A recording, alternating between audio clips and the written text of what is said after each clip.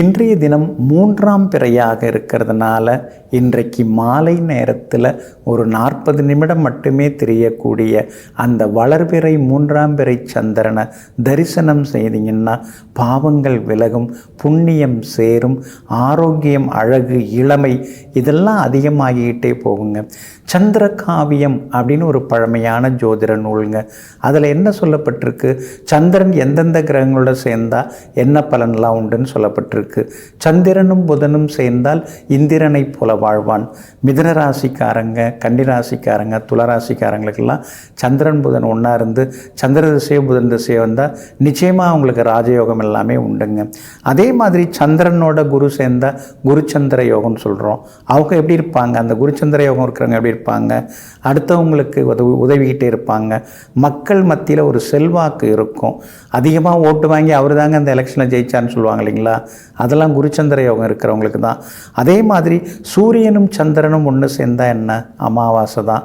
அந்த அமாவாசையில் பிறக்கிறவங்க எப்படி இருப்பாங்க, ராஜதந்திரமாக இருப்பாங்க, மாற்றி வித்தியாசமாக யோசிப்பாங்க, தனிமையில் உட்கார்ந்து காற்றிலேயே கைகளால் எழுதி பார்ப்பாங்க. மன உறுதி இவங்ககிட்டலாம் அதிகமாக இருக்கும். தேவையில்லாமல் சிலதெல்லாம் செய்து சிக்கிக்கிட்டாலும் முதல் முயற்சியில் தோற்றாலும் 2வது முயற்சியில் ஜெயிச்சு காட்டுவாங்க. இன்னொரு பக்கம் பாருங்கள், சந்திரனும் செவ்வாயும் சேர்ந்தால் என்னாகும், சந்திர மங்கள யோகம். நிலம், வீடு, சொத்து இதெல்லாம் இவங்கள்ட்ட நிறையா இருக்கும். ஆனால் அதே நேரத்தில் முரட்டுத்தனமான அன்பு வச்சா ஒரேடியாக வைக்கிறது, வெறுத்தா ஒரேடியாக வெறுக்கிறது, இந்த மாதிரி குணங்கள்லாம் இவங்கள்ட்ட நிறையா இருக்கும். முன்கோபம் இதெல்லாம் கொஞ்சம் இருக்கும். முன்கோபம் இருந்தாலே நண்பர்கள் இருப்பாங்களா, குறைவாக தான் இருப்பாங்க. அதில் சந்திரன் செவ்வாய் சேர்ந்தால் இந்த மாதிரியான கேரக்டர்ஸ்லாம் அவங்கள்ட்ட நிறையா இருக்குங்க. ஏமாளி அப்படின்னா யார், சந்திரனும் சுக்கிரனும் சேர்ந்துருந்தால் அவங்களாம் ஏமாளியாக இருப்பாங்க. பிழைக்க தெரியாத மனுஷன், இந்த காலத்தில் போய் இவ்வளோ நல்லவராக இருக்கார், இவரெல்லாம் எங்கே பிழைக்க போகிறாரு அப்படின்னு யாரையாவது பார்த்து யாராவது சொல்கிறாங்கன்னா அவங்களுக்கெல்லாம் அவங்க ஜாதகத்தில் சந்திரனும் சுக்கிரனும் ஒன்றா இருக்குது.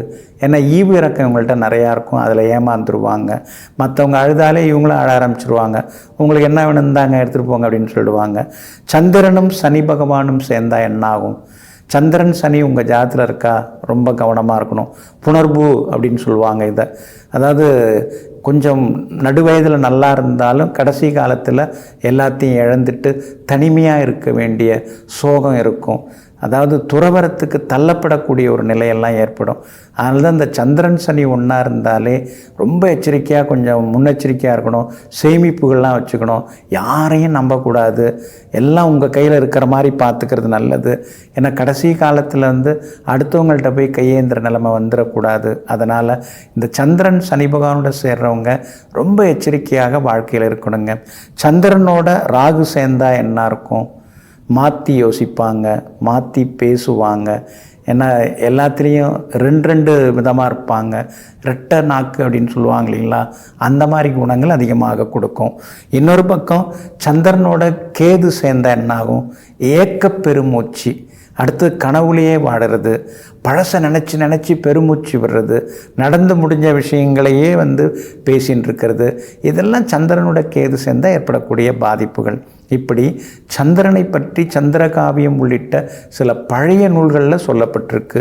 சந்திரன் தான் மனோகாரகன், சந்திரன் தான் சந்தோஷத்துக்குரியவர், சந்திரன் தான் மாதுர்காரகன். அப்படி இருக்கிறதுனால சந்திரன் உங்கள் ஜாதகத்தில் வலுவிழந்திருந்தாலும் வலுவடைவதற்காக இன்றைய தினம் மாலை நேரத்தில் தெரியக்கூடிய வானத்தில் தெரியக்கூடிய 3ஆம் பிறை சந்திரனை தரிசனம் செய்வோம். எல்லா சந்தோஷத்தையும் பெறுவோம். நெஞ்சிற்கினியவர்களே, சோமவாரமாகிய இன்றைய நாள் உங்களுக்கு அனைத்து சௌபாக்கியங்களையும் அள்ளித்தரும் அதிர்ஷ்டகரமான நாளாக அமையட்டும். மீண்டும் நாளை காலை சந்திப்போம். நன்றியுடன் உங்கள் ஜோதிட முனைவர் KP வித்யாதரன்.